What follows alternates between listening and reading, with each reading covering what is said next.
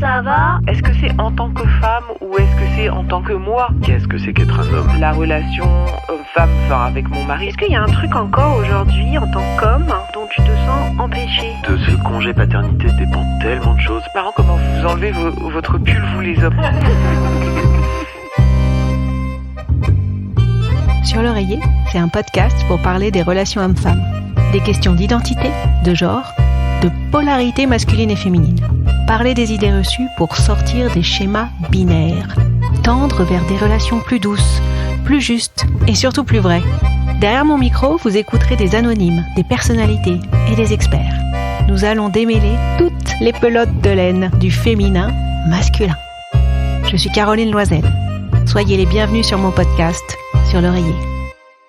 Bonjour Chloé. Bonjour. Bonjour Louise. Bonjour. Je suis très heureuse d'être dans les locaux de l'IFOP pour avoir finalement des éléments assez rationnels, en tous les cas basés sur des échantillons et une méthodologie, pour en savoir un peu plus sur l'évolution des rapports hommes-femmes ou de l'homme avec lui-même, de la femme avec elle-même. Vous avez fait énormément d'études, que ce soit sur le thème du premier pas, des tâches domestiques, de l'épilation, y compris celle des hommes. Qu'est-ce qui vous passionne toutes les deux dans ces sujets ? Alors pour ma part, je travaille au pôle Corporate et Work Experience qui traite du monde du travail. Et par cette expertise, on est de plus en plus amené à travailler sur des sujets, j'allais dire féminins, au sens des nouveaux défis qui peuvent attendre les femmes dans cette ère un peu post-MeToo, qui fait quand même un grand bien à la société. Donc on a toutes les thématiques de leadership féminin, de reconversion professionnelle, de la place des femmes dans l'entreprise, mais aussi plus largement dans la société.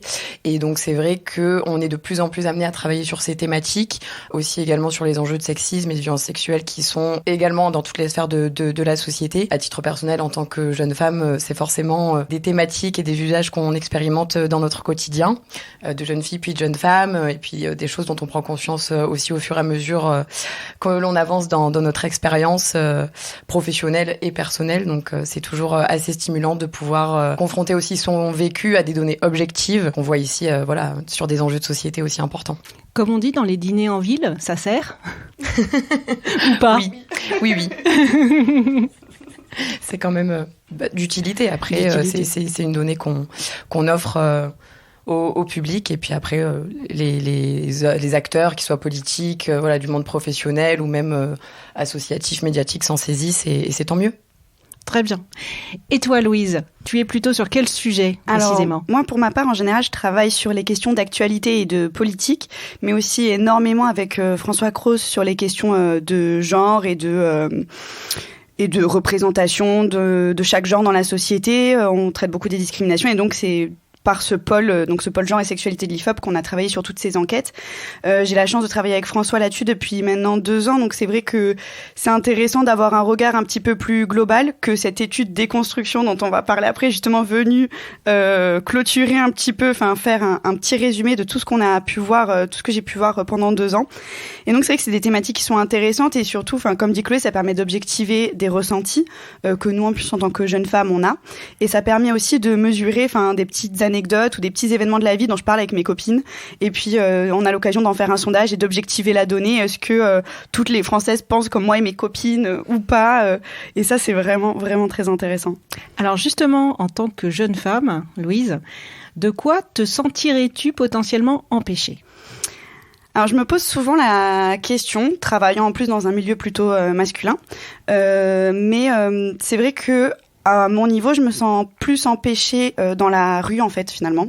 C'est vrai que dans ma sphère personnelle ou professionnelle, j'ai la chance d'être hyper privilégiée, je pense, par rapport à d'autres, du fait d'avoir des amis sensibilisés à l'égalité des genres. Et donc, du coup, j'ai jamais été discriminée par un ami, ou pris de remarques sexistes de ce côté-là, ni au travail aussi, où on est quand même dans un milieu très privilégié aussi.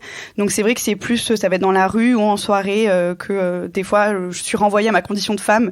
Et donc, la violence est double parce que je me dis, ah ouais, c'est encore comme ça. Et en plus, je suis en train de le vivre. Donc, c'est plus là-dessus que je me sens arrêtée personnellement. Et ça t'empêche de faire quoi, du coup, concrètement ? De rentrer de soirée sereinement. Franchement, c'est vraiment là où je me sens le plus empêchée de pouvoir rentrer en ayant un peu bu, sans me soucier de qui marche derrière moi, quoi. Je comprends. Et toi, de ton côté, Chloé ? C'est un petit peu la même chose. Bon, déjà, il faut savoir qu'on a fait nos études, la dernière partie de nos études ensemble. Donc, on a été un petit peu confrontés au même milieu. Et donc, c'est vrai qu'à ce niveau-là, on n'avait pas trop à se plaindre. La sphère professionnelle, je pense, change beaucoup de choses. Parce que voilà, quand on a eu ce genre de parcours et ce type d'études, on est forcément moins amené à rencontrer ce genre de situation, le sexisme, etc. dans la société, bien qu'il existe. Et même au sein de nos familles, je pense que voilà, ça nous vient pas spontanément, mais évidemment, il y a beaucoup d'exemples, mais c'est vrai que dans la sphère professionnelle, je pense qu'il y a un cap qui se passe, où on prend aussi conscience par rapport à notre adolescence ou à une jeunesse un petit peu plus lointaine maintenant. Et finalement, ouais, on y est d'autant plus confronté. Là où moi, je me sens empêchée personnellement, oui, c'est aussi ces thématiques-là dans la rue, dans l'espace public, parce qu'en plus, je suis très craintive de ça. Et donc, empêchée, je pense, c'est vraiment quelque chose que j'aime mettre en avant, c'est aussi l'argument économique. C'est-à-dire que pour une jeune femme, aller en soirée, c'est des coûts supplémentaires. De pouvoir rentrer en sécurité, donc prendre un taxi, un Uber, n'importe quoi. Maintenant, il y a aussi beaucoup de choses qui se développent par rapport au phénomène de drogue dans les soirées, où du coup, on est des fois amené à prendre des capsules en plastique supplémentaires pour pouvoir se protéger et c'est payant. C'est-à-dire que c'est pas forcément pris en charge par l'établissement. Puis la deuxième chose qui est peut-être un petit peu moins concrète, c'est plutôt dans la prise de la parole, où en tant que femme, évidemment, il faut d'autant plus s'imposer, donc on nous apprend à parler un peu plus fort, ou du moins on s'apprend à parler un petit peu plus fort et parler au-dessus de l'autre pour être écouté, alors que justement s'il y avait une écoute réciproque, on n'aurait pas à devoir hausser la voix pour pouvoir avoir une discussion à rapport égal. C'est plus dans le milieu professionnel ou privé ? Plutôt dans le milieu privé. Dans le milieu professionnel, c'est vrai qu'ici, moi j'ai une équipe plutôt féminine, donc même 100% féminine, hormis mon supérieur. Donc c'est vrai que sur ça, au quotidien, c'est plutôt agréable. Mais c'est aussi agréable d'avoir des équipes mixtes. Justement, c'est là où on est finalement confronté à ça et où on se rend compte que ça peut aussi bien se passer. Dernièrement, avec vos amis ou vos parents ou des connaissances, est-ce que vous avez eu des situations dans lesquelles vous avez senti qu'il y avait un sujet homme-femme ? Tout le temps. Ah oui, quand même. Non, tout le temps, j'exagère. Oui, le dernier qui t'a marqué ? Pour le coup, c'est très personnel. C'est plutôt mon père. Parce que je pense que voilà, encore une fois, on fait partie d'une génération où on est très éclairé sur ces sujets et eux ont pas du tout la même approche. Et donc aujourd'hui, quand ils voient par exemple qu'il y a énormément de femmes qui prennent de l'espace en termes de visibilité médiatique ou qu'on envoie justement de plus en plus de femmes en plateau et qu'il y a beaucoup plus de femmes, il y a un petit mouvement il y a une petite remarque, il y a un petit recul, voilà, comme si d'un coup on n'entendait plus que parler de ça et qu'il y avait plus que ça qui comptait dans la société, et que c'était devenu un sujet central et majeur. Et je me dis oui, mais en fait pendant 50 ans de sa vie, il a vu pratiquement que des hommes présentateurs à la télé. Il s'est jamais posé la question savoir si on n'en avait pas marre de voir des hommes dans l'espace public ou dans l'espace médiatique. Alors c'est sûr que là forcément ce sont des sujets qui sont extrêmement politisés, donc qui peuvent aussi heurter la façon dont on a été éduqué, la façon dont on conçoit les choses. Mais c'est vrai que des fois, on se sent un petit peu en décalage finalement avec son propre milieu parfois. Et donc c'est assez intéressant. On a aussi ce double rôle de pas devoir tout politiser quand on discute, mais aussi de pouvoir faire passer des petits messages pour que ça avance, même dans les anciennes générations. Tout à fait. Qu'entend-on par le thème de déconstruction et quels sont les critères que vous avez définis pour juger, évaluer si tel homme se sentait plus ou moins déconstruit ? Alors c'est vrai que cette étude déconstruction, c'est une étude... En fait, c'est un sujet qu'on pose toujours en transversal finalement dans les études qu'on traite sur la question du genre. Mais là, on a voulu pointer vraiment la question de la déconstruction en réaction notamment aux propos de Sandrine Rousseau lorsqu'elle était candidate pour la primaire d'Europe Écologie Les Verts, parce qu'en fait, elle a remis à l'ordre du jour, remis dans l'espace médiatique cette question-là. Et donc, on s'est dit, c'est l'occasion. On avait un client aussi qui voulait travailler, creuser ces thématiques-là. Et donc, on s'est dit, OK, go. Et puis après, on s'est dit, Ok, c'est quoi la déconstruction? D'accord, oui, il va falloir faire un gros travail de définition. Donc ça a été la première difficulté de cette étude. Et donc en fait, on a d'abord tout jeté sur le papier. Et après, on s'est dit, en fait, on s'est rendu compte en tout jetant sur le papier qu'il y avait des grands groupes qui pouvaient se rassembler.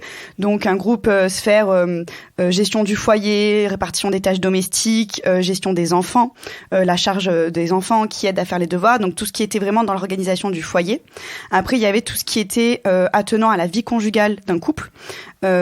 Comment dans les rapports, que ce soit à la Saint-Valentin, pendant les vacances, est-ce que c'est le garçon ou la fille qui conduit, enfin ce genre de choses de la vie conjugale. Et la dernière sphère, c'était la vie sexuelle. Donc, est-ce que les Français et les Françaises, enfin du coup là les Français, sont ouverts à de potentielles nouvelles pratiques qui remettraient en question le dogme un peu phallocentré de la sexualité telle qu'elle est promue dans la pornographie ou même dans les publicités ou dans le cinéma. Et donc voilà, on a défini ces 3 axes. Et donc à partir de là, on s'est dit, on va demander aux gens. On n'a pas demandé aux gens est-ce que vous êtes déconstruits, enfin on leur a demandé, mais c'était pas tellement la question c'était est-ce que vous faites ça et ça. Et nous après de là, alors oui il y a toujours une part de choses, on peut toujours remettre en question la méthode, mais il fallait trancher à un moment donné, donc on a tranché de cette manière-là. Est-ce que si la personne fait ça de manière hyper volontaire, c'est un signe de déconstruction? Et donc après en tout rassemblant, on a fait un genre d'indice un peu de déconstruction pour savoir un petit peu où on en était, et c'est comme ça qu'on a défini la déconstruction. Est-ce que vous vous êtes appuyé sur des travaux faits par des sociologues? Alors, on s'est appuyé plutôt sur l'analyse que sur la définition. Une fois qu'on a eu nos résultats, pour les traiter, les mettre en exergue avec des choses plus intéressantes que juste une donnée chiffrée.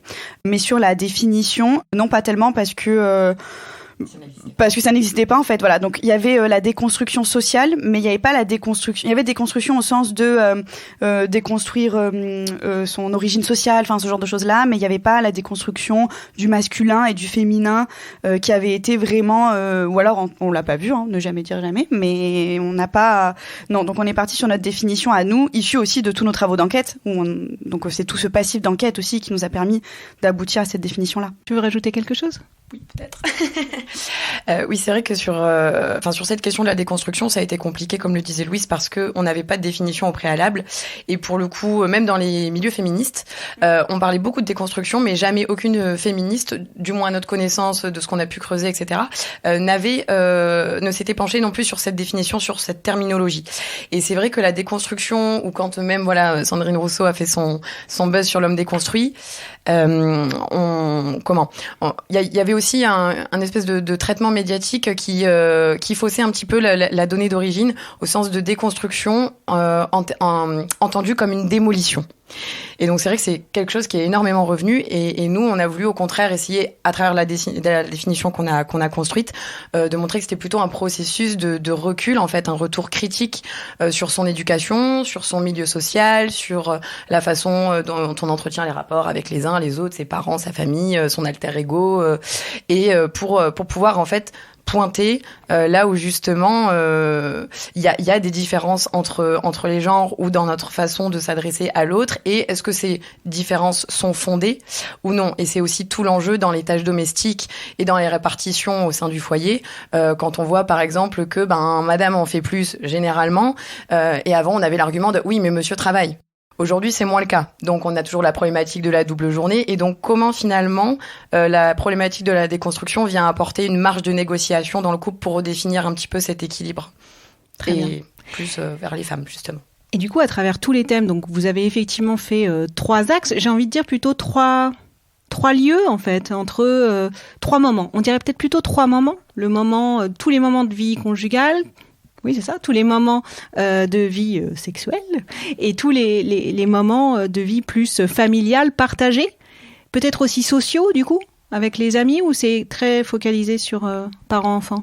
Alors on est resté beaucoup sur parents-enfants, mais c'est vrai qu'on a quand même des items sur le fait dans vie conjugale. Ce qu'on entendait aussi, c'était le rapport au corps de l'autre. Donc dans le fait de laisser l'autre aller en sortie, donc dans un bar ou avec une certaine tenue, ou d'y aller seul, sans le conjoint. Donc c'est là que le moment social, on l'a mis, c'est vrai, un peu dans ce moment conjugal aussi, c'est-à-dire le couple par rapport à lui-même et le couple par rapport au reste du monde. Et la communication dans le couple, tout à fait, oui.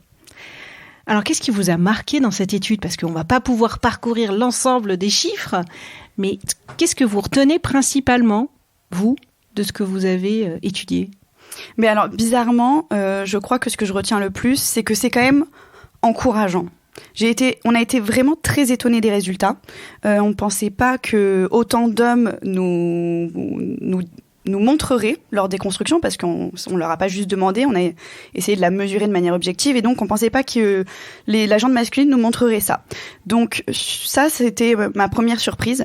Et la deuxième, ça a été aussi le pourcentage, la seule question qu'on a posée aux femmes, c'est-à-dire le pourcentage de femmes, qui est quand même important, je crois que c'est 70%, qui veulent être avec un homme déconstruit. Donc à la fois, ça m'a étonnée parce que c'est un chiffre important, 7 femmes sur 10, c'est une grande majorité, c'est encore plus important quand on va chez les plus jeunes, mais c'est à la fois pas 100%. Donc c'est toujours difficile quand on est sondeur, en plus, c'est d'avoir un chiffre, 70%, c'est bien, c'est mal, enfin on peut pas dire c'est bien, c'est mal, mais c'est encourageant, enfin... C'est ce qu'on a vu là-dedans, je pense que Chloé me rejoint un petit peu là-dessus. Donc c'est à la fois que les hommes sont un petit peu plus déconstruits que ce qu'on pourrait croire, même si c'est pas du tout gagné, il y a toujours des grosses poches de résistance, que ce soit des moments, comme on disait tout à l'heure, ou des profils d'hommes qui sont moins open un petit peu, et le fait que les femmes, voilà, c'est une vraie attente en fait derrière. C'est pas un mythe féministe que 2-3 personnes pensent. Non, c'est une vraie réalité pour 70% des Françaises, quoi. C'est énorme. Et juste pour bien être sûr d'avoir compris la méthodologie de l'étude, c'était du déclaratif ou il y avait aussi des entretiens avec potentiellement des vérifications au foyer ? Alors ça aurait été l'idéal, mais non, on n'a pas fait ça. En fait, on a eu du déclaratif, donc pensez-vous être déconstruit ? Souhaitez-vous être déconstruit ? Presque la moitié des hommes veulent être déconstruits. Ça, c'était aussi un chiffre intéressant. Et après, on a posé ce qu'on appelle une batterie d'items, c'est-à-dire, vous, personnellement, est-ce que vous faites ça ? Est-ce que vous faites ça ? Est-ce que vous faites ça ? Et donc, grosso modo, c'est est-ce que vous faites ça ? C'était est-ce que vous laissez votre compagne faire ça ? Est-ce que vous faites plus les tâches domestiques que votre compagne ? Est-ce que, voilà, c'était vraiment une manière d'objectiver en fait les comportements sociaux sans demander directement aux gens. En fait, on n'a pas mesuré leur opinion, on a mesuré leur comportement. Ce qui nous a permis perception de leur comportement. C'est ça. Alors voilà, c'est toujours le biais du déclaratif. Faut pas surestimer l'outil sondagier. On est tous très bien conscients de ça. Mais c'est une étude parfaite. C'est une étude qui se fait sur des mois et des années. Mais du moins, on a touché du doigt quelque chose. Et je pense que les résultats sont assez importants. Enfin, on parle pas de petites proportions, c'est des grosses proportions. Donc ça veut dire quand même quelque chose. Côté chiffres sur le terrain de la sexualité. Si on commence par là, qu'est-ce qui vous a étonné dans les résultats ou qu'est-ce qui vous a rassuré, conforté ? J'imagine qu'on a parlé des points sur la sexualité dite vanille ou la sexualité dite effectivement beaucoup plus avec un homme entreprenant et la femme plutôt en position étoile de mer, pour reprendre le vocabulaire connu de toutes et de tous. Qu'est-ce qui vous a étonné ? Alors déjà, oui, on a mesuré plusieurs choses sur la batterie d'items sexualité. Déjà l'importance accordée au plaisir féminin, à savoir est-ce que forcément un rapport implique une pénétration et est-ce que la fin d'un rapport est causée par une éjaculation et puis on n'en parle plus, terminé. En l'occurrence, on s'est rendu compte que c'était pas forcément le cas et c'est plutôt encourageant, comme le soulignait Louise. On observe surtout qu'il s'agit plutôt des couples qui habitent ensemble, des tranches d'âge plutôt 25-34 ans, donc avec des hommes et des femmes qui ont déjà une certaine expérience aussi de la cohabitation et qui se rendent compte que derrière les stéréotypes de genre qu'on peut avoir quand on est plus jeune, la vie de couple rebat un peu les cartes. Et il y a aussi une autre forme de complicité qui peut s'installer, donc je trouvais ça plutôt intéressant. Là où on voit qu'il y a encore des grandes choses, des grands dilemmes qui persistent, c'est que ce sont encore les plus jeunes qui sont réfractaires à ça. Donc la tranche des 18-24 ans, comme le fait d'explorer leur propre corps également, parce que je pense qu'il y a un enjeu majeur avant d'être déconstruit en tant qu'homme, il faut déjà être construit.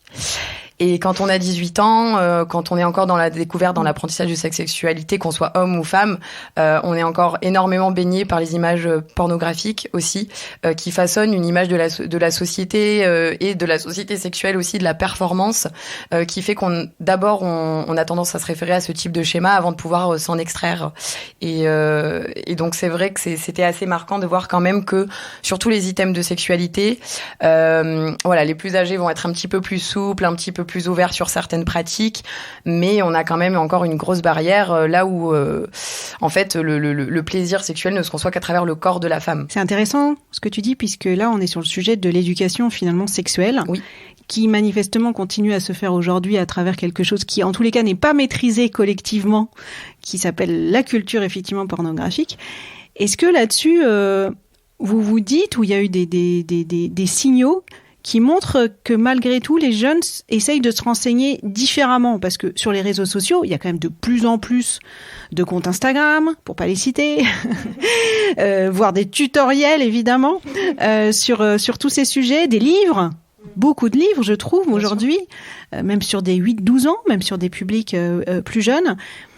Est-ce qu'il y a des signaux autour de ça qui montrent que la pornographie est peut-être un peu en train de diminuer, ou aujourd'hui l'usage est toujours aussi conséquent? Alors l'étude de pornographie, c'était il y a longtemps, mais de ce que je me rappelle des grands enseignements qu'on avait tirés, c'est que la pornographie stéréotypée, basique, on va dire, mainstream, voilà, c'est ça, est encore largement diffusée. Et que oui, il y a en effet quand même une vague d'éducation, etc. Mais en fait, on éduque les filles, on n'éduque pas les garçons. C'est pas les garçons qui vont sur les comptes Instagram. Voilà, donc c'est les filles qui sont sur les comptes Instagram, c'est les filles qui achètent les livres. Et après, les hommes peuvent suivre, hein, les garçons peuvent suivre, mais c'est vrai que même... voilà, ça reste une minoritaire, et même quand on essaie d'éduquer des plus jeunes à la sexualité, moi je me rappelle, j'étais au lycée il y a longtemps quand même, c'était un petit peu il y a longtemps, mais je me rappelle où on apprenait aux filles à faire respecter leur consentement, mais pas forcément aux garçons à respecter le consentement, ou ne serait-ce qu'à l'écouter. Donc au-delà des pratiques, là on est sur le consentement, donc c'est encore une autre problématique, mais voilà, sur la pornographie, ce qu'on pouvait en dire. Puis je pense que c'est là aussi où il faudra faire attention à veiller à ce qu'il n'y ait pas trop de décalage, c'est-à-dire qu'aujourd'hui avec tous les nouveaux outils, les femmes, plus seulement les petites filles ou les jeunes filles, ont d'autant plus de matériel pour pouvoir s'éduquer, s'informer, construire un autre modèle aussi de sexualité qui leur correspond davantage.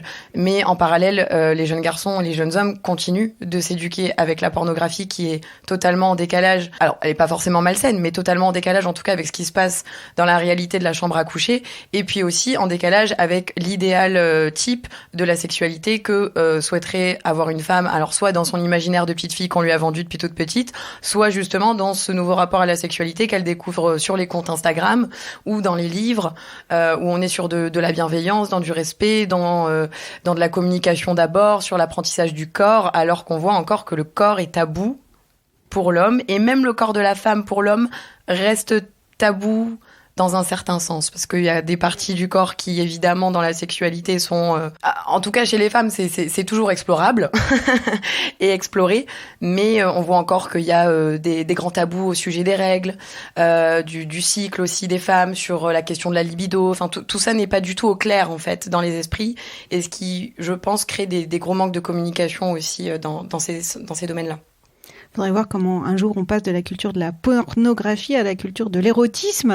C'est ça. Qui apporte en tous les cas cette dimension complémentaire, hein, parce qu'encore une fois, l'idée c'est pas d'interdire potentiellement la pornographie. Pas comme tu dis, c'est pas forcément malsain, c'est juste que ça n'a pas, enfin ça a sa vocation, mais ça n'a pas de rapport avec la réalité potentielle et de tout ce qu'on peut explorer dans les rapports sexuels. Côté sensibilité, il y a aussi des éléments qui reviennent dans vos études.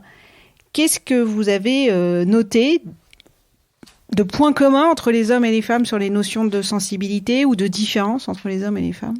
Alors sur cette étude, c'est une question qu'on a posée seulement aux hommes, pour le coup, et donc à savoir justement si ils affichaient leurs émotions devant leurs amis, s'ils arrivaient à faire part de leur manque d'expérience sexuelle, ou au contraire de leur petit tracas, de leurs contraintes, s'ils avaient besoin de faire appel à une aide extérieure, donc un psychologue, un médecin, pour pouvoir parler de ces sujets. Et on voit autant chez les jeunes hommes que chez les plus âgés, qu'il y a encore un gros tabou de la parole masculine là-dessus, et que ça reste un apanage féminin finalement. Et je pense que c'est de là qu'on doit partir pour pouvoir faire évoluer ça, toujours dans cette communication et dans cette idée de libérer la parole. Aujourd'hui, on a beaucoup de libération de la parole des femmes, et c'est tant mieux, mais il faudrait peut-être aussi que les hommes commencent à comprendre que ils n'ont pas besoin de jouer au cador toute la journée, et qu'eux aussi ont intérêt à apprendre sur eux-mêmes aussi de ce point de vue. Et à libérer leur parole. Rapport au corps aussi, vous l'étudiez. Alors, il y a justement, en plus, là, pour le coup, il y a un comparatif homme-femme dans votre étude. En plus, c'est intéressant parce que j'ai été acheter des vêtements, là, il n'y a pas très longtemps. Et je discutais avec la patronne de la boutique et elle a eu l'occasion à la fois de travailler chez The Couples, pour pas les citer. Donc, à la fois, elle a eu des hommes et des femmes. Puis aujourd'hui, elle a une boutique féminine. Et elle me dit, mais parfois, tu peux pas savoir, il y a des soirées, je rentre chez moi, je suis épuisée mentalement, car quasiment toutes les femmes ont des remarques à faire sur leur corps, ne sont pas à l'aise, il y a un morceau qui leur va pas, le genou, les cuisses, etc. Et elle dit, et en même temps, moi je les regarde, ces femmes, je les trouve toutes belles et magnifiques, les affaires leur vont parfaitement bien, et c'est pas juste pour une question business, et elle se dit, mais avec les hommes, elle me dit, mais tu vois, quand j'étais chez The Couples... Voilà, les hommes, ils se posent 0 question. Ou en tous les cas, ils ne les partagent pas, parce que peut-être que dans leur tête, ils se les posent en même temps. Hein. Mais en tous les cas, ils les partagent pas à la vendeuse. Et derrière, ils vont lui dire bon, bah, j'en prends 3 comme ça. Le côté, tu sais, assez pratique, confort. Donc, si on revient sur ce sujet de rapport au corps, qu'est-ce que vous avez vu dans les études ? Alors, je te laisserai peut-être compléter un peu après là-dessus, mais là où, enfin, ce qu'on a vu dans nos études, à travers toutes les études qu'on a faites, mais aussi voilà ce qu'on peut voir dans les discours, dans les réseaux militants, etc., c'est que la perception du regard de l'autre est quand même très importante chez la femme et très intériorisée. L'homme va se concevoir en tant que sujet. La femme, plutôt en tant qu'objet. Alors, elle a bien conscience qu'elle n'est pas un objet, bien sûr, heureusement, mais elle va toujours percevoir son apparence à travers le regard de l'autre. C'est-à-dire qu'avant de penser si elle, ça lui plaît ce qu'elle porte, elle va se demander si ça la met en valeur, si ça met en avant tous ses bons côtés, tout ce qu'elle aime chez elle. Et donc, il y a toujours un enjeu de perception, en fait, du monde extérieur avant de savoir si elle-même, elle est bien dans ses vêtements. C'est intéressant ce que tu dis parce que je reviens à mon histoire de vendeuse et elle me dit, mais tu peux pas savoir le nombre de femmes qui me disent, bon, faut que je demande l'avis de mon mari ou, bah non, je vais demander l'avis de mon fils. Elle me dit, mais parfois le fils, il a 7 ans. Elle me dit, mais c'est pas possible. Mais vous en pensez quoi? Donc, c'est marrant parce que moi, c'était un échantillon d'une personne. Mais voilà, c'est prouvé. Oui, on le voit quand même dans nos études, que ce soit sur les injonctions corporelles, dire l'épilation, etc. C'est toujours un enjeu dans la société, en fait, de devoir prendre soin de soi, d'être toujours au top. Et aussi, en tant que femme, intérioriser le fait qu'on ne peut pas ne pas forcément toujours être au top sur son 31 et ne pas plaire à tout le monde aussi. Et ne pas plaire à tout le monde aussi. Finalement, on s'autorise pas à ça en tous les cas. On se pose d'abord des questions sur ce qui sont aussi des bonnes questions. Ce qui est bien, c'est de faire un peu l'harmonie. Est-ce que ça me plaît à moi? Est-ce que potentiellement les autres, ça pourrait leur plaire? Mais pour venir nuancer un peu, ça me fait penser aux études qu'on a fait notamment sur les questions épilatoires. Donc pour le coup, qu'on a posé aux hommes et aux femmes. C'est vrai que je pense à, par exemple, de mémoire de l'étude, il y a quand même aussi une pression, une injonction sur les hommes qui, en fait, ne s'expriment pas de la même manière. Et c'est vrai que dans nos sondages où on est sur du déclaratif, j'ai l'impression, je sais pas si c'est vrai, c'est très personnel, mais que des fois les femmes vont avoir tendance à sous-estimer le poids que la société a sur elles, à dire non, je le fais d'abord pour moi parce que je me sens belle, etc. Ce qui est possible, mais je me demande si il y a pas une sous-déclaration là-dessus. Alors que les hommes, j'ai l'impression que quand ils répondent au sondage, presque ils libèrent un peu leurs paroles et ils disent ah ouais moi je le fais parce que j'ai la pression sociale et tout. Et donc des fois on a des résultats assez équivalents sur ces questions-là, sur les hommes et les femmes. Donc c'est sur c'est pas général. Généralement oui, les femmes sont plus sujettes à ça, mais c'est intéressant de voir comment l'outil aussi mesure ce genre de choses. Et c'est vrai que ça m'a interpellée sur plusieurs études qu'on a fait, que ce soit sur le rapport au corps ou sur l'épilation, etc., de voir que les hommes avaient aussi une pression sur eux qui, je pense, du coup, si on reprend l'anecdote de la vendeuse, n'exprime pas et qui est certes moindre que celle des femmes, parce qu'il y a peut-être moins ce côté sexualisé que chez les femmes, mais il y a quand même cette petite nuance des fois. Alors justement sur l'épilation, revenons, parce que moi j'ai découvert un peu les chiffres sur l'épilation masculine et leur sensibilité à ça. Qu'est-ce qui ressort si on essaie de faire des comparaisons quand même malgré tout entre les deux? Est-ce qu'il y a la part de proportion des hommes qui s'inquiètent de leur pilosité et qui du coup en prennent soin et raccourcissent potentiellement certains poils, voire les font disparaître? C'est potentiellement dans des zones du corps différentes des femmes, peut-être, ou pas. Est-ce que la proportion, elle est importante ou pas? Oui, elle est importante. Alors, si on prend l'indicateur le plus intéressant si on parle poil très techniquement, c'est l'épilation pubienne, que ce soit chez les hommes ou chez les femmes, parce que c'est une zone qui dit beaucoup de choses sur le rapport à la sexualité, le rapport aux autres, le rapport à son partenaire, le rapport à soi. Donc c'est vrai qu'on aime bien prendre cet indicateur-là parce que c'est transverse en fait. Et donc on se rend compte que autant les femmes prennent soin de leur pilosité à ce niveau-là, mais en fait les hommes aussi énormément. Et moi ça m'avait beaucoup surpris quand on avait fait l'étude. Donc je crois sur le pubien, on est entre 40 et 50% des hommes qui s'épilent, donc plus ou moins après, différents types d'épilation, on va pas rentrer dans les détails, mais voilà, donc c'est vrai que les hommes en prennent énormément soin, et on se rend compte quand on demande aux hommes ce qu'ils font, ce qu'ils pratiquent, et quand on demande aux femmes ce qu'elles attendent d'un homme aussi, ben en fait les deux correspondent, c'est-à-dire que les hommes se calquent sur les envies des femmes, ou les femmes sur ce que font les hommes, on saurait pas dans quel sens le prendre, mais il y a quand même chez les hommes, cette lubie de plaire à l'autre et de convenir aussi et d'être dans un rapport très consensuel, très marqué par notamment la pornographie où c'est zéro poil, et donc ouais, c'était très intéressant sur ce sujet-là. Alors moi ce qui m'a marqué, tu vois, dans les motifs d'épilation, je crois que c'était pour les femmes, mais je pense que ça existe aussi côté homme dans les motifs, c'était le côté mais j'ai envie que ça soit doux quand je passe le doigt dessus, et je me suis dit mais oui, bien sûr aussi, ce n'est pas forcément pour l'autre en fait, c'est déjà pour soi, enfin on vit quand même avec complètement. C'est là que je disais justement, est-ce qu'il y aurait pas une sous-déclaration des femmes, parce que sur cette question-là on avait posé plusieurs items, avec des items qui faisaient référence au regard des autres et d'autres qui faisaient référence au rapport avec soi-même, et arriver en tête des motivations à l'épilation pour les femmes, que ce soit les aisselles, l'épilation pubienne ou les jambes, la motivation du pour soi, c'est-à-dire j'ai envie que ce soit doux, ou je me sens plus belle aussi.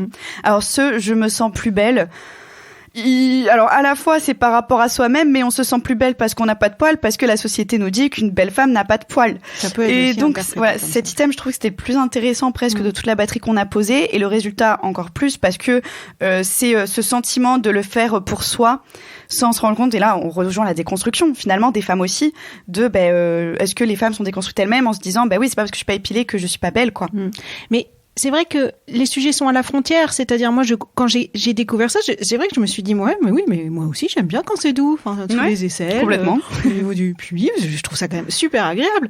Donc, mais c'est vrai que c'est toujours difficile de se dire, mais même soi, de se dire, mais pour toi tu le fais d'abord parce que tu as envie que ça soit doux quand tu passes dessus, ou tu le fais parce que avec ton partenaire, tu sais que ça sera mieux et qu'il appréciera plus. C'est très difficile, je trouve, de faire la part des choses, de dire je le fais à 50% pour lui ou pour elle, et je le fais à 50% pour moi. Ouais, c'est vrai que c'est vraiment... Enfin, souvent sur ce genre d'études, il y a cette part-là quand on pose des questions, des items de ce type, est-ce que vous le faites parce que vous vous sentez plus belle ou parce que c'est pour vous, de savoir quelle est la part des deux. Et c'est pas à nous quelque part de dire quelle est la part des deux. Nous on prend juste ce que déclarent les femmes, mais c'est vrai qu'après dans l'analyse c'est une question qu'on se pose toujours et qui rend compte de la complexité de ces sujets-là aussi. Il y a aussi cette question, enfin c'est assez parlant de dire se sentir belle. Se sentir belle, oui c'est un sentiment pour soi, d'accord, mais c'est un sentiment pour soi. Ça se définit quand même par rapport à des critères standards dans la société, et des critères de beauté, des normes physico-esthétiques. Et je pense aussi qu'il y a... Bon, ça, évidemment, on peut pas le mesurer, mais c'est beaucoup les causes sociologiques qui sont données là-dedans aussi. Une femme qui s'épile et qui le fait pour soi, on a toujours cette notion de prendre soin de soi. Que les hommes développe de plus en plus aussi parce que ça rentre dans l'éthique du care de la société, mais c'est aussi énormément les messages qui sont véhiculés par toutes les publicités et par les grandes marques, les grands groupes, les produits de luxe, les produits de beauté, qui ont fait finalement de cette injonction esthétique, corporelle et physique quelque chose d'agréable. Et donc c'est tant mieux, mais c'est vrai que derrière ça il faut toujours se poser la question, est-ce qu'on se sent belle juste pour soi, et c'est ok. Est-ce qu'on se sent belle parce que ça nous fait plaisir, mais on sait que ça fait aussi plaisir à la société et on est conscient de ça, et c'est ok? Ou est-ce qu'en fait, on n'a pas forcément besoin d'être belle, ou est-ce on peut être belle avec des poils? Enfin, c'est vraiment très très personnel. Donc c'est toujours compliqué de savoir un petit peu ce qu'on met derrière. Et puis est-ce que les femmes aussi ont conscience, quand elles se trouvent belles avec ou sans poils, que derrière il y a aussi toute une construction sociale, il y a un discours qui façonne quoi qu'il arrive ce qu'on pense. Après, on peut aussi de temps en temps se laisser tranquille. Tout à fait. Et se poser juste la question, est-ce que je me sens bien? Ça m'avait marqué, il y a une de Elle Magazine, Alors, il y en a qui sont très très bien. La dernière de elle était intéressante. C'est la mannequin là, qui a 2 prothèses et qui parle de la force qu'elle a pu développer et de cette force maintenant qu'elle peut transmettre aux autres. Mais il y en avait une qui m'avait un petit peu chahutée, qui était belle à tout âge. Bon, on pourrait pas... belle. Oui, tu vois, belle à tout âge. Parce qu'à chaque fois, je me dis, mais est-ce que demain, il y a un magazine masculin qui va nous dire beau à tout âge ? Alors, tant mieux si ça va le faire aussi, mais en même temps, moi, j'aurais envie qu'on dise à n'importe quel individu, bien à tout âge. Êtes-vous juste bien à la place, là, aujourd'hui ? Et sachant que nos vies sont ponctuées de chemins, d'autoroutes, mais aussi de chemins beaucoup plus chaotiques. Donc, de mettre un peu plus de lâcher un peu de temps en temps, de nous lâcher la grappe aussi, ça serait pas mal. Le premier pas, vous avez fait aussi des études sur ce fameux premier pas. Moi, j'ai eu quelques interviews avec des hommes qui me disent non, mais tu vois, moi, j'aimerais bien de temps en temps que ça soit aussi les femmes qui fassent le premier pas, ça me choque pas. Et puis, il y a certaines femmes qui vont me dire bah non, c'est à l'homme de le faire. Donc, c'est intéressant, ce sujet de premier pas. Que disent les études là-dessus ? Alors, j'ai adoré faire cette étude, c'était trop bien. Alors, pour le coup, sur cette étude, on a interrogé qu'un panel de femmes. C'était volontaire, justement, pour cette thématique-là, d'avoir les femmes, est-ce qu'elles ont l'impression de faire le premier pas ? Pourquoi elles le font pas ? Ce qu'on se rend compte, c'est que déjà, quand on demande aux femmes, est-ce que vous avez l'impression que dans votre génération, ce sont plutôt les hommes qui font le premier pas, plutôt les femmes, ou les deux, autant l'un que l'autre ? Et alors, moi, ce qui m'a hyper étonnée, parce que j'ai pas du tout ressenti ça dans ma génération, c'était plus de la moitié des Françaises qui nous disaient que c'est autant l'un que l'autre. Donc hyper étonnant, avec un peu plus chez les jeunes que chez les plus âgés. Et après, donc c'était plus de la moitié des Français. Le deuxième item qui est arrivé, c'était les hommes font plus le premier pas quand même. Et c'était une toute petite minorité qui disait les femmes font le plus le premier pas. C'était 6%, donc presque anecdotique face aux 2 blocs des autres items, quoi. Donc il y a quand même cette représentation que, a priori, on se dit peut-être c'est pas dans ma tranche d'âge, peut-être c'est cette partie de la question qui a entraîné ce résultat, je ne sais pas. Mais ça m'avait vachement étonnée. Et après, on avait demandé aussi aux femmes, est-ce que vous préférez finalement ? Parce que est-ce que vous préférez que ce soit un homme ou une femme qui fasse le premier pas ? Et là, pour le coup, résultat écrasant, 90% des femmes nous disaient, je préfère que ce soit un homme. Mais on avait quand même des tranches de la population féminine française qui commençaient un petit peu, parce qu'en fait la question de la séduction, enfin le grand enseignement de cette étude, c'était qu'il y avait une genre de friction entre d'une part toujours la croyance dans cette galanterie, séduction à la française, ça se voit pas mais je mets des guillemets avec mes doigts pour dire cette forme de sexisme bienveillant en fait finalement qui émaille encore très largement l'opinion publique, que ce soit chez les hommes ou chez les femmes. Donc il y avait cet attachement un petit peu à ça, mais il y a aussi des genres de pulsions de certaines parties de la population qui sont plus en phase avec la déconstruction justement des rôles de séduction et qui sont plus dans une prise de pouvoir en fait de leur séduction, de leur de leur capital séduction et qui osent plus faire le premier pas. Et donc ces femmes, c'est les trentenaires en général qui sont encore jeunes et donc qui sont encore perçues comme jeunes plutôt, mais qui ont plus d'expérience que des jeunes femmes de 18 à 24 ans par exemple. Donc il y avait aussi les femmes qui se définissent comme féministes, qui justement sont attentives et peut-être déconstruites sur ces questions-là et qui osent plus faire le premier pas. Et on avait aussi les femmes des classes, des catégories sociales supérieures. C'est vrai que c'est quelque chose dont on n'a pas parlé depuis le début de notre échange et je trouve que c'est important à relever. On parle beaucoup de féminisme, de se déconstruire, de plaire à soi-même. Faut pas oublier, et ça pour le coup c'est notre rôle de sondeur de le relever aussi parce qu'on sonde l'ensemble de la population, c'est de dire que c'est un petit peu une préoccupation entre gros guillemets de privilégiés parce que les classes populaires, on le voit très bien dans nos chiffres, ne sont pas du tout préoccupées par ces questions-là. Pas du tout. Alors c'est à quoi vous le mesurez du coup ? Par exemple, quand on demande le sentiment d'être féministe, il y a vraiment un clivage sur la classe sociale, c'est-à-dire que les cadres vont avoir tendance à se sentir beaucoup plus féministes, à se reconnaître dans le mot de féminisme que les ouvrières ou les employés. Quand on leur demande, par exemple, est-ce que vous faites attention à ça ? Est-ce que vous avez l'impression qu'il y a une forme de sexisme dans la société ? Je grossis le trait, on pose pas les questions comme ça. C'est les classes populaires, non, enfin... Elles le ressentent moins, en tous les cas. Je pense qu'elles le vivent plus, parce que quand on mesure les comportements, elles le vivent plus, elles sont plus sujettes à ce sexisme-là, mais à cette violence liée à leur genre, mais elles sont moins dans cette phase de déconstruction. encore, parce qu'il y a des préoccupations. On le voit sur tous sur tous les enjeux de société. Les classes populaires sont plus en retrait sur les enjeux de société, que ce soit la fin de vie, la GPA, la PMA, l'écologie, le féminisme. C'est des sujets de professions intermédiaires, catégorie supérieure. Quelque part, c'est un signe. C'est quand on a réglé tous les. C'est ce que j'ai. Ouais. C'est la pyramide de Maslow. Tous les premiers problèmes, c'est ça. C'est-à-dire avoir un emploi, vivre dans un bon logement, se nourrir, et puis après avec l'éducation et aussi le fait d'avoir une sécurité, une stabilité, fait qu'on a le temps de s'intéresser à d'autres sujets et à d'autres causes. Et pour le coup, j'avais lu un livre de Corinne Lepage, qui est une ancienne députée. Et de Bouchra Azouz, qui est aussi une ancienne, pas députée pour le coup, mais qui était dans la vie associative, ni pute ni soumise, et qui a beaucoup œuvré dans les quartiers populaires, et qui cite dans le livre Les femmes au secours de la République, qui dit le féminisme, j'ai longtemps pensé que c'était pour les riches, c'était pour les femmes riches, c'était pas pour moi, parce que en fait le féminisme c'est bien pour les gens qui ont le temps. C'est ça, je crois, sa phrase. Et j'ai trouvé ça très violent, mais très vrai aussi. Et là où ça me donne espoir, c'est que finalement, le but de son livre, c'est aussi de montrer que non, au contraire, le féminisme, là où il a toute sa place, c'est justement parmi ces catégories, parce que c'est celles qui en sont le plus victimes et qui le ressentent au quotidien, mais en fait, qui ne le voient pas. Qui ne le voient pas parce que ça reste ancré dans un modèle, dans un schéma où finalement, tout le monde subit la même chose et puis c'est comme ça. Le côté habitude. Tout à fait. Et le fait qu'elles ont d'autres soucis. Ça fait partie de leurs normes, des normes de comportement entre hommes et femmes. Et donc, comme il n'y a pas de comportement dissident, il n'y a pas de raison que ça change. Est-ce que vous avez une question à me poser ? Ah, très bonne question.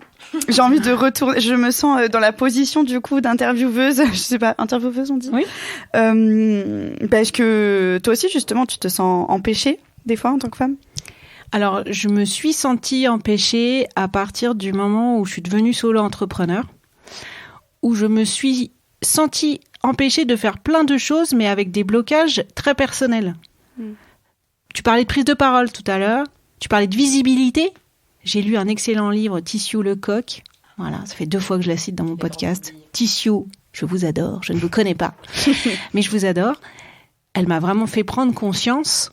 Je suis tombée de ma chaise encore une fois en lisant un livre, à mon âge, de cette habitude qu'on a prise, je pense, de ne pas voir suffisamment de femmes visibles dans nos livres d'histoire, déjà pour commencer. Donc, ayant pris conscience et de par mon métier, j'ai voulu être conférencière. Donc, à un moment donné, il faut être visible pour être conférencière. Donc, j'ai été me faire coacher. C'est-à-dire qu'à un moment donné, je me suis dit, non mais c'est plus possible. Je peux pas bloquer depuis 6 mois, de pas oser aller sur LinkedIn. Alors j'avais bien sûr mon CV sur LinkedIn, mais je veux dire de parler, de poster 3 fois par semaine, de faire des vidéos où je me mets derrière mon petit téléphone mobile avec ma petite installation pour dire des choses que j'ai à dire. Voilà, donc je me suis fait coacher. Faire mon site à mon nom. 2 séances de coaching pour faire mon site, carolineloisel.com.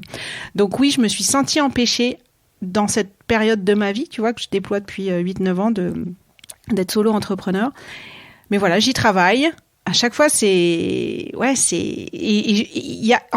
fois, je remarque qu'il y a une part, c'est sur la société, tu vois, donc d'avoir une coach qui me permet déjà de prendre conscience forcément en même temps, qui me rassure en me disant non mais il n'y a pas que toi qui as ce sujet-là, Caroline. Je te rappelle que X% des rues, je sais plus si c'est 6 ou 12% sont des noms masculins. Bon, donc il n'y a pas que moi. Alors déjà je me sens moins coupable, tu vois, parce que sinon tu passes ton temps à te flageller, à te dire mais pourquoi j'avance pas quoi.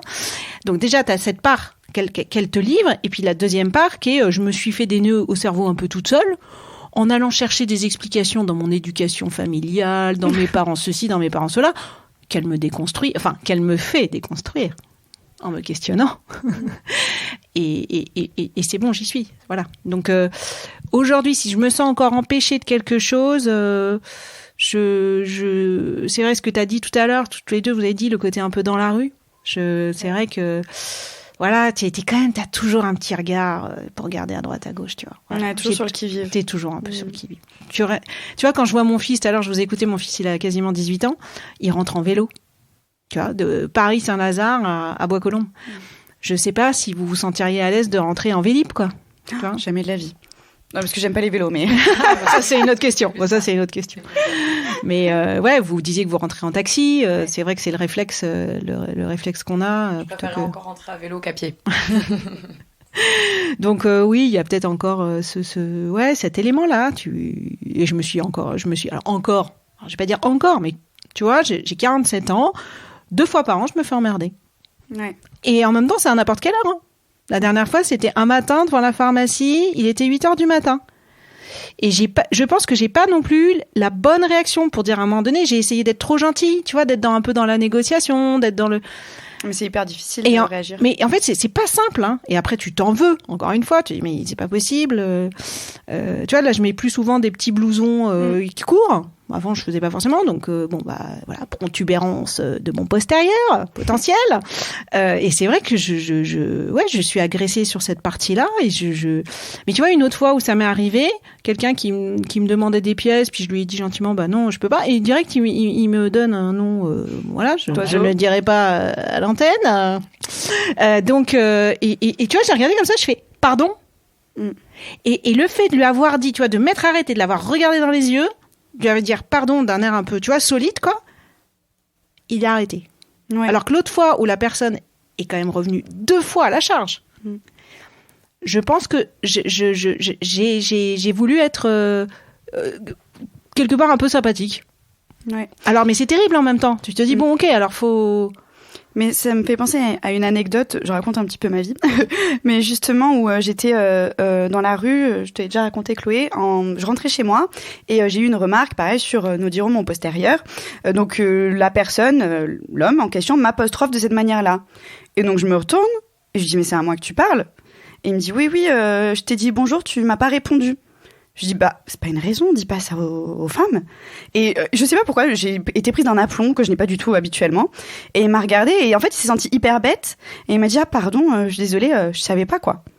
Et en fait je me suis dit waouh, ok, c'était même pas cette personne-là n'était même pas dans une volonté de m'agresser, c'était pour lui normal d'apostropher comme ça une femme c'est-à-dire que pour lui vraiment la femme qui marche dans la rue était un objet sexuel quoi. Okay. Et ça m'a encore plus mise en colère finalement. Pas contre lui, parce que bon, lui, finalement, il a continué son chemin, mais contre la société, je me suis dit, on en est encore là, en fait. C'est des compliments. C'est ça m'a hyper mise en colère, quoi. Ah oui, tu t'es dit, il s'est peut-être dit que c'était un compliment. Que c'était mal, quoi. Que c'était pas bien élevé, que c'était pas... Non, on fait pas ça, quoi. Moi, c'est souvent une remarque que j'ai. Oui, bon, moi ça m'arrive aussi pas mal. et souvent, voilà, ils font une remarque qui est pas forcément sexuelle pour le coup. Ça peut être très joli, oh là là. Mais juste, c'est énervant parce que moi je suis dans la rue, je marche d'un point A à un point B. Au pire, j'ai envie de flâner. Mais moi, mes yeux ne s'attardent pas sur un individu et quand bien même il s'attarderait sur un individu, je le garde pour moi.